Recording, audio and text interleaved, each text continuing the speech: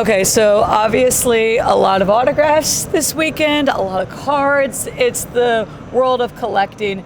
So one question we've been asking athletes is if there's one moment from your career that you could timestamp and say, we're turning this into a collectible trading card, what would that one moment be? Man, that's a great question. Good timestamp that I like that I look back on is always the Cotton Bowl 2013, our first bowl game. I don't know why it's such a special moment in my career, special moment in history for me. Oh, it's something that just means a lot, I think.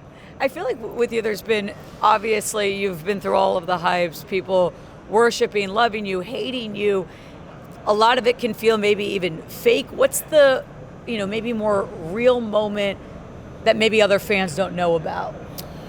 I think it just goes through waves a little bit here and there, but there's a bunch of times where I just feel really fulfilled with what I've done on the football field and the impact and lasting kind of mark that I've made on the game and the college world, and it just kind of comes out through seeing people in the streets or coming to card shows like this and seeing just genuine people that I feel like I've had an impact on from watching games or relationships they've had with people watching A&M games from the past. So I don't know, it just feels it kind of just warms me up at times whenever I run into people like that.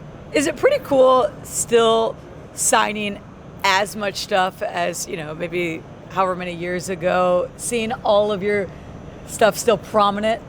Yeah, it's been amazingly consistent for me throughout the years. I have a great team that I do my autographs with that I've been with for 10 or 12 years. So every time I come back and do something like this, it really is, because I've been doing it so long, like a family event for me. I have so much fun coming here doing this, so many familiar faces, and I enjoy it. It's almost like a family reunion every time.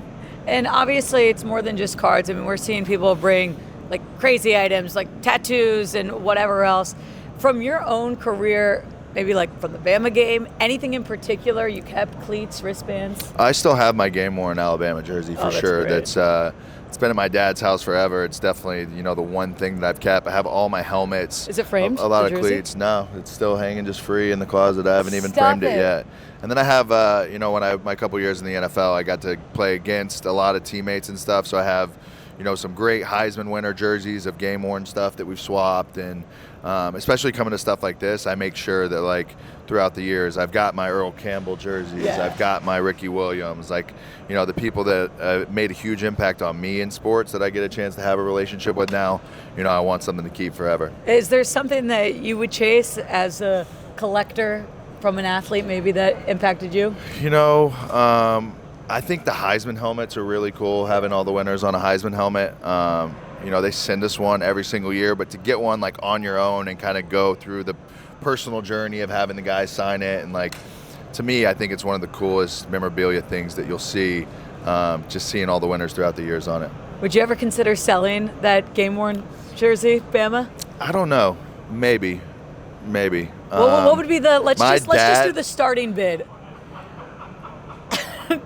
I don't know if there is one. It would have to go to somebody that I know it means a lot to. Yeah. My dad would probably fucking kill me. I'm sure if he would. I did. But it would have to go to somebody special. An Aggie for sure. I feel like somebody would need to have it. Oh yeah, it obviously has to be an Aggie, and I feel like the starting bid could be I don't know, $500K. I don't know. It's a great piece of history, right? Just such 100%. A legendary game that I'm remembered for, and such a huge impact on our school, on our history of our program and stuff. So I don't know, probably a pretty good number, but I'm sure it'll probably end up being in the family forever. Do you ever look back and say I wish I would have taken the turf, taken grass, taken more things while I was actually out there on the field at A&M? I'm glad my dad got all of my helmets and stuff. They're in his little garage and golf room and stuff. So it's always cool to go back in there. I go put them on sometimes, and it's good. I'm glad he did that, because at that point in time in my life, I was probably not thinking like that whatsoever. So,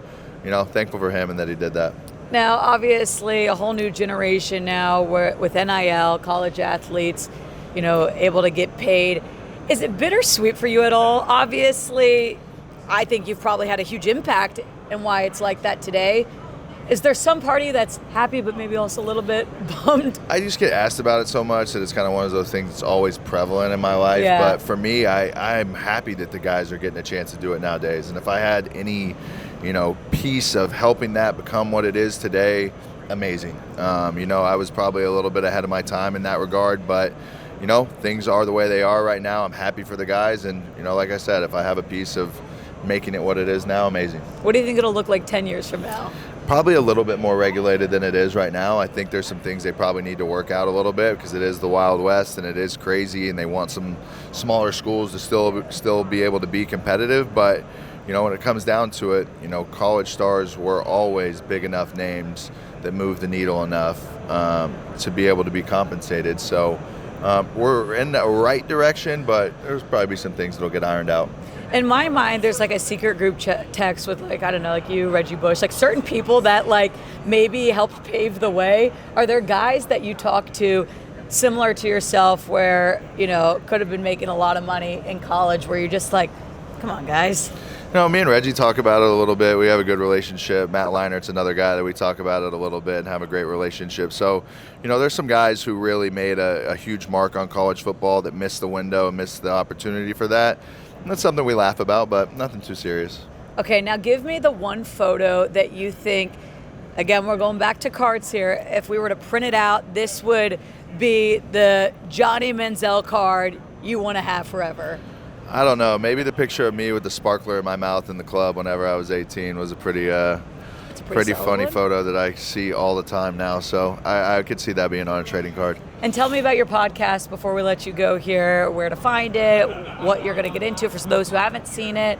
What are you guys talking about on it, and where we can get it? Yeah, it's called Glory Days. Have a great team, great people around me. I'm kind of just starting to really get the hang of it. It probably took me 15, 20 episodes to really find out how I want to be on there, how I want it to be, get a little bit more comfortable. But, for the most part, I feel like I'm just interviewing and sitting down with some amazing people throughout sports. Mostly I want to be in the college football world, but, we've dabbled in a little bit of everything, from some comedians that we have coming on, baseball players. So just hitting a lot of the sports world with, guys who I've met throughout the years that are just really good dudes, really good people, and are fun to sit down and chop it up with. So got some great episodes coming, some really special people that have been special in my life that, I think people who follow me will enjoy conversations with. Awesome. Well, thank you, Johnny. We appreciate the time. Thank you.